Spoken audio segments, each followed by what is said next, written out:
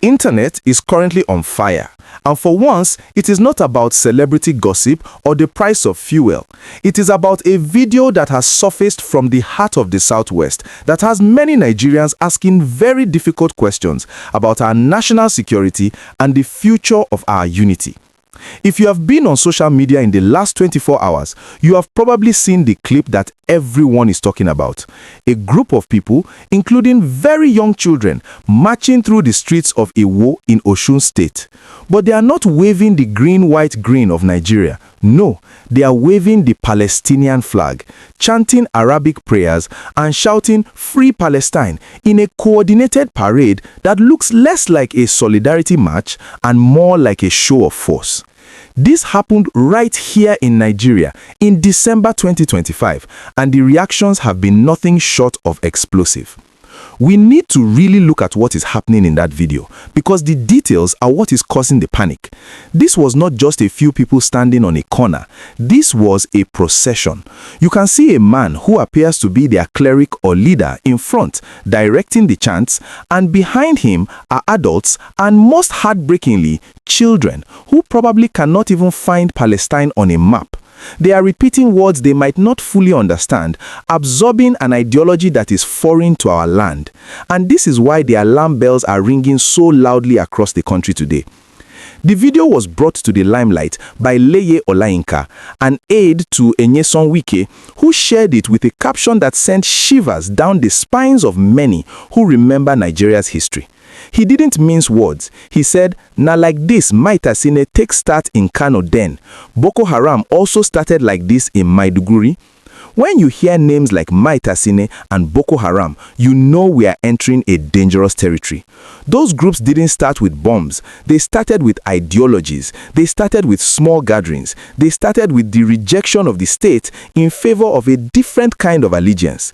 And that is the fear that Olayinka is expressing, that what we are seeing in a war might be the seed of something that could grow into a monster if left unchecked. Now, before we go deeper into the reactions, I want to pause and ask you, do you think waving another country's flag and chanting religious slogans on the streets constitutes a security threat, or is it just freedom of expression? It's a thin line, and right now, Nigerians are divided on it. But if you want to stay ahead of these stories and understand the security implications for you and your family, you need to smash that like button right now. It helps us get this information out to more people. And please do not forget to subscribe to the channel. We are tracking this story as it develops, and you don't want to miss the next update. Turn on that notification bell so you are the first to know when we drop the next video. The location of this incident is particularly significant. Osun State, the Southwest. This is a region known for its religious tolerance, where you often find Christians and Muslims in the same family living in peace. It is not a region typically associated with religious extremism or radical processions. That is why this video from Iwo is so shocking to people. One user on social media at Iwonyu hit the nail on the head when they said the slow radicalization begins right before our eyes. They went further to warn that if action is not taken against the traditional rulers or leaders in Iwo who allowed this, it is only a matter of time before we start seeing terror attacks in the Southwest. That's a terrifying prediction. But in the Nigeria of 2025, can we say it is impossible? We have seen how quickly things can spiral out of control in other regions. The involvement of children is perhaps the most painful part of this story. In the video, you see innocent faces, little kids who should be in school or playing, being made to march and chant. Critics are calling this child abuse and indoctrination. Wale Shabi 230 wrote a very passionate comment saying, "Using children for a mission they don't understand is barbaric. These kids need to learn to pay allegiance to Nigeria, not other countries." This user is calling for the Senate to introduce stringent laws to deal with this kind of brainwashing. And you have to agree that there is a problem when a Nigerian child knows more about the struggle in Gaza than the history of Nigeria. It raises the question, who are we raising? Are we raising citizens who are loyal to the Nigerian state, or are we raising foot soldiers for foreign ideologies? Another angle that people are discussing is the failure of intelligence. Where was the DSS? Where was the police? A procession like this does not just happen spontaneously. It takes planning. It takes mobilization. One commentator at Emmanuel Akin17 pointed out that in the active days of the DSS, the man leading that prayer would have been picked up immediately, along with his enablers and funders. He lamented that this man is essentially recruiting potential terrorists in broad daylight.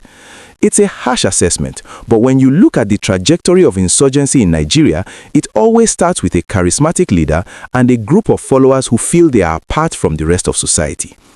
Of course, there are those who say we are overreacting. Some people argue that supporting Palestine is a global human rights issue and raising their flag is just a sign of solidarity. One commenter even compared it to a white man raising a Nigerian flag in the UK, asking if that would make the UK think Nigeria is Boko Haram. But is that a fair comparison? The context of Nigeria is different. We are a country that is still bleeding from a 15-year war against insurgents who want to establish a religious state. We are a country where religious tensions are always simmering just beneath the surface. So when a group marches with religious fervor, chanting in a foreign language and waving a foreign flag, it triggers a collective trauma. It reminds us of the early days of Yusuf Mohammed in Maiduguri. It reminds us of the fanatics in Kano in the 80s. The authorities in Osun State have been relatively quiet so far, but the pressure is mounting. The citizens are demanding answers. They want to know if this group is registered. They want to know who is funding them. They want to know why they feel so comfortable marching through the streets of Iwo with such boldness. Is there a political undertone? Is this a message to the state government? These are the questions that investigative journalists are trying to answer as we speak. You also have to look at the international dimension. Yes, the conflict in the Middle East is tragic, and yes, people have the right to sympathize, but there is a difference between sympathy and allegiance. When you prioritize the symbols of another struggle over the peace and stability of your own immediate community, you are walking a dangerous path. The fear expressed by Regal Jr. HI is that forming a parade is the first step towards forming a militia.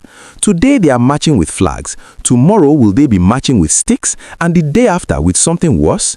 This is the slippery slope that security experts are warning about. This story is a wake-up call for community leaders in the Southwest. It is a signal that the insulation the region thought it had against extremism might be wearing thin. If ideologies can travel through the internet and take root in the minds of people in a war, then no place is safe. It requires a proactive approach from parents, from schools, and from religious bodies to ensure that the younger generation is not lost to radicalization. We cannot afford another front in the war against terror. Nigeria is already stretched thin. We will continue to monitor the situation in Osun State. We are waiting to see if the police will make any arrests or if the state government will issue a statement banning such unauthorized processions. Until then, the video continues to circulate, gathering millions of views and sparking heated debates in every corner of the Nigerian internet space. What is your take on this? Do you think the government should ban the public display of foreign flags during religious processions, or do you think people should be free to identify with whatever cause they want, even if it scares their neighbors? I really want to hear your thoughts in the comment section. This is a conversation we must have. And please, before you go, make sure you have subscribed to the channel. We bring you the stories that matter, the stories that affect your safety and your future. Click that subscribe button, like the video, and share it with your friends. Let's keep the conversation going.